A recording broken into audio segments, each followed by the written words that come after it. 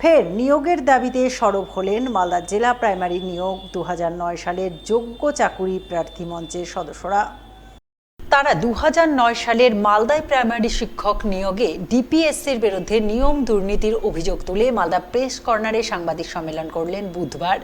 সেই সাংবাদিক সম্মেলনে মালদা জেলা প্রাইমারি নিয়োগ 2009 সালের যোগ্য চাকুরি প্রার্থী মঞ্চের সদস্যরা তাদের নিয়োগের দাবি তুলে কি বললেন শুনুন তাদের মুখ থেকেই।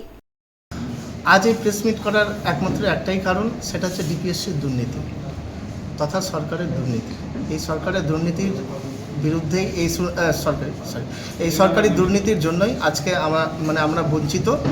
এই বঞ্চিত হওয়ার একমাত্র মূল কারণ এখানে আমরা ডিপিএসসিকেই দেব, কারণ যে ওদের বডি ঠিকঠাক গঠন ছিল কি ছিল না সেটা বড় ব্যাপার নয়, কিন্তু তারা সত্ত্বেও তারা কিন্তু নিয়োগ দিয়েছে, কিন্তু যাদেরকে নিয়োগ দিয়েছে তারা তো 8.625 পেয়ে চাকরি পেয়েছে।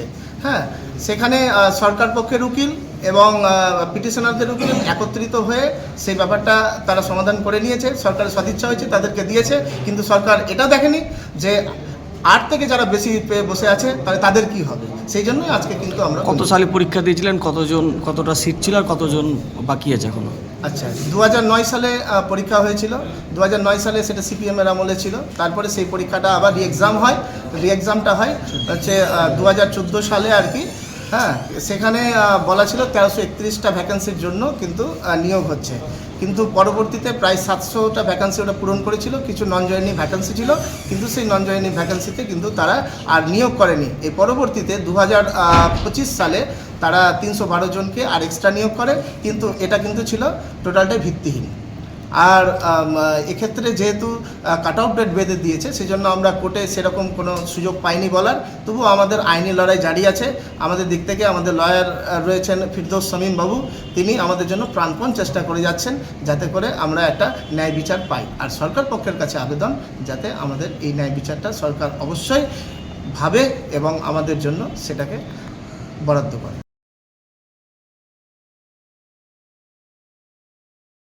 তৃণমূল জামানায় স্বনির্ভর গোষ্ঠীতেও বড় সড় দুর্নীতির অভিযোগ। সংঘের সভানেত্রী সহ 5 জনের বিরুদ্ধে কোটি টাকার দুর্নীতির অভিযোগ তুলে বিডিও অফিসে বিক্ষোভ দেখালেন স্বনির্ভর গোষ্ঠীর সঙ্গে যুক্ত মহিলারা। ঘটনায় ব্যাপক চাঞ্চল্য ছড়িয়েছে মালদার চাঁচলে। ঘটনায় স্বনির্ভর গোষ্ঠীর মহিলাদের অভিযোগ, চাঁচলের শিবরাম সংঘ তৃণমূলের একাংশ নেতাদের মদতে অবৈধভাবে পরিচালিত হয়েছে।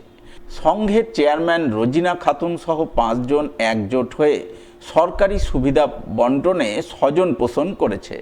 চাঁচল সাপ্তাহিক হাটে কর্মতীর্থের ঘর বন্টন নিয়েও দুর্নীতি করা হয়েছে।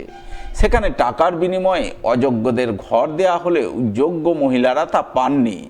হাসপাতালে ও বিভিন্ন সরকারি প্রতিষ্ঠানে স্বনির্ভর গোষ্ঠীর মহিলাদের কাজে নেওয়া হলেও সংঘের নিকট আত্মীয়দের কাজ দেওয়া হয়েছে।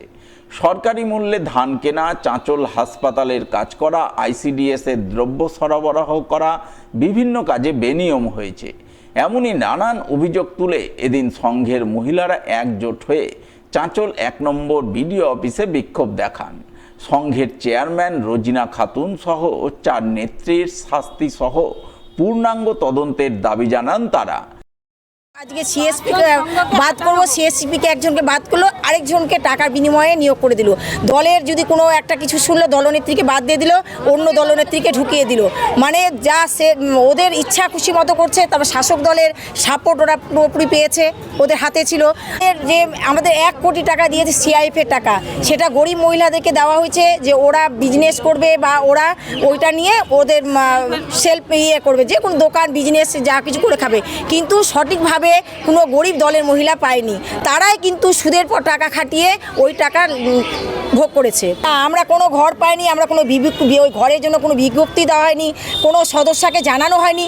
ওই সংঘ 5 জন মহিলা, তার মধ্যে নিজের নামে, নিজের বৌমার নামে সংঘনেত্রী ওরাই ভোগ করছে, ওরাই নিয়েছে। সংঘনেত্রী আর শাসক দলের নেতারা। সংঘনেত্রী কি নাম? রোজিনা খাতুন, মুনমুন দাস, আলতা বানু, মালেকা, শিউলি সরকার। পুরোপুরি মদত আছে। পুরোপুরি মদত যদি না থাকে একটা মহিলা এতটা দুর্নীতির দিকে যেতে পারে? কখনো যেতে পারতো না। আমরা বিগত প্রায় 10 বছর থেকে এই কাজের মধ্যে আমরা যুক্ত আছি। আমরা কোনো কাজ পাইনি।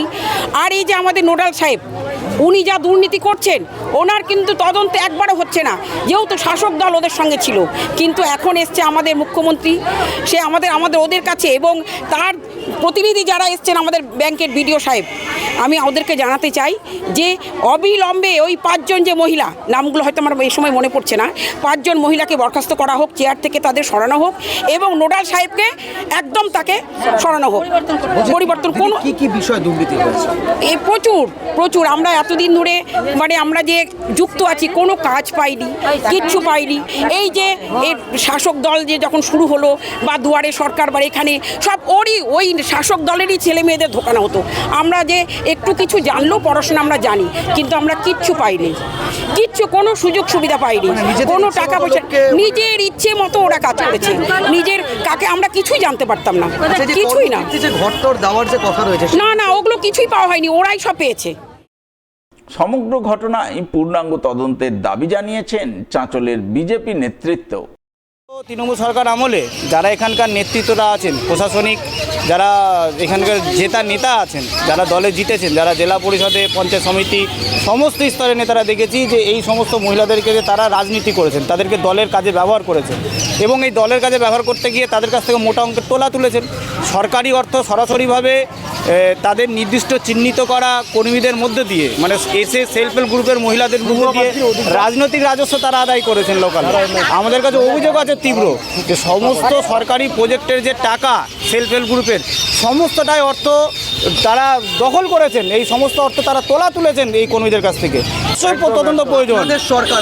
আমরা অবিলম্বে লোকাল স্তরের প্রশাসন, মাননীয় বিডিও ম্যাডাম এবং জেলা আধিকারিকদের কাছে আবেদন করব, যারা তৃণমূলের সাথে যুক্ত হয়ে এই সমস্ত দুর্নীতির সাথে যুক্ত হয়েছে তাদেরকে অবিলম্বে পদ থেকে সরিয়ে নতুনভাবে এই সমস্ত কিছু তৈরি করা হোক।